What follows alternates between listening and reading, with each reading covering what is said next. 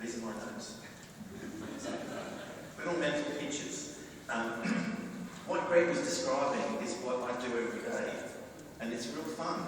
If you want to be an archivist, I always say to people, especially young people, if you like reading other people's mail, and you love people giving you things, that's archives. It's really, really a wonderful job. Now, for me, looking at this book, I love this book. It's much handsomer than the other two books. It's longer. It seems to be more of the building in. I don't know what you've done, Sylvia. Is it a different thing? I don't know what happened, but everything looked longer and better and beautiful, if that's a word. But look, last night we were watching the 7:30 report with that beautiful physicist. Did you see the guy? What's his name? Professor Brian Cox. Isn't he gorgeous? Beautiful man. Now, he said you can travel, according to physics, you can travel into the future. It's possible. According to Einstein, you can travel as far as you like into the future. But the past is forbidden. You can't travel into the past. And I thought about that all day. I went back to reading Sylvia's book, and I realised it was wrong. You can actually travel into the past. Because every time I went into their book, I found myself in the past, looking through the eyes of people who were there. And that's what the magic of a photograph is. The fact that you're looking at a scene through another person's eyes, a person that's no longer with us anymore, but you're still able to see that. That's the great privilege. And those images can teach you things if you listen. A lot of people don't listen. Everyone's too busy running around, worshipping money, worshipping unimportant things these days. But there's a really quiet voice that comes through between you and that image. And I'll just share with you just a couple of them. The minute I open the book, on page 5 is a picture of Wells' dentist establishment in Bolton Street, right next to the Herald. Do you know what's really special about Wells? And that dentist? That's when Mark Twain, when he visited Newcastle, got his tooth pulled. On his way to Scone.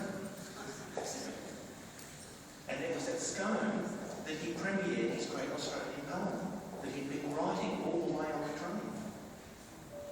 So that was really special. That was my first wonderful moment.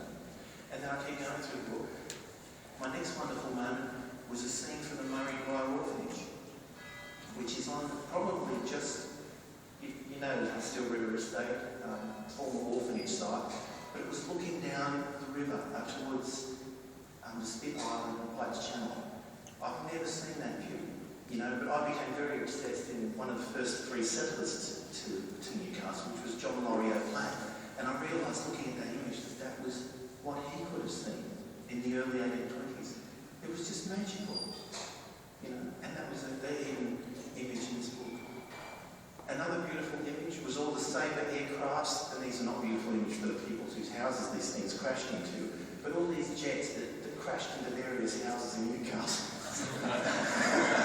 And the stories about the guy, the pilot sort of ejecting and then watching in horror as their plane sort of careered into like a Russian roulette. You Australians do really funny things. That was another thing. And the last thing, I think, one of the most touching ones was really little quiet things. Your postman Pat, there's a photograph of Postman Pat who was delivering the letters during the war years for all the anxious people at home, wanting to know what was going on. And he'd do 2 deliveries a day. And I thought that's really touching. And he'd be holding up the mail and yelling at someone, I got your letter, I got your letter. I mean, they're really touching things for me. And they're fantastic that they've been recorded. So for me, it's really important. The travelling through time is fantastic.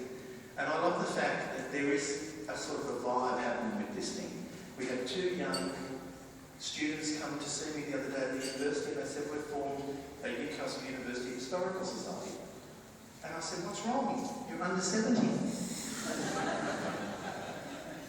And they love history. They're really promoting it, which is great. On Facebook, we've got Lost Newcastle site that Matt and Carol Duncan from 1233 set up. And it's mad. You know, there's 500 people on there constantly talking about buildings, putting up images from the web. We've put up 38,000 images through the university site. And we've had 4 million hits, 1 million in the last 6 months. And that's global. So all those photographs of Newcastle are going all around the world now. And they're letting people all around the world know what sort of people you are. Are you proud of yourselves? I think you should be. I mean, no history is completely perfect, but I think you should be. There's wonderful things. Anyway, look, I just want to thank Greg and Sylvia. I want to launch this book, take it with you. The films are just another bonus and another joy watching those things. The interesting thing for me is that my family wasn't here when most of these photographs were taken. My father arrived here in the 1950s. So these are all Australians, and here I am in an archivist's job looking after your history and loving it. My parents are here supporting it and loving it. They think you live in an angle of heaven here. And the interesting thing, being a lover of mythology, is that in the ancient world, you can see that mythologies are just the stories we tell one another about ourselves. They change over time. And so as you have different people coming into a culture or a society, your stories change to include people into that story. And that's how stories evolve. And these images will change over time. As we keep photographing different scenes, you'll see different stories start to emerge. Some of those stories will be ugly. Some of those stories will be really beautiful. But there's a real joy to learn. So thank you very much. I launched this book, and I just want to end by having us all sing Happy Birthday, Sylvia. Happy birthday to you.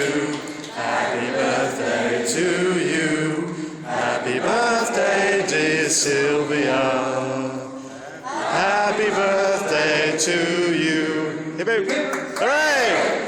Hooray! Why was she born?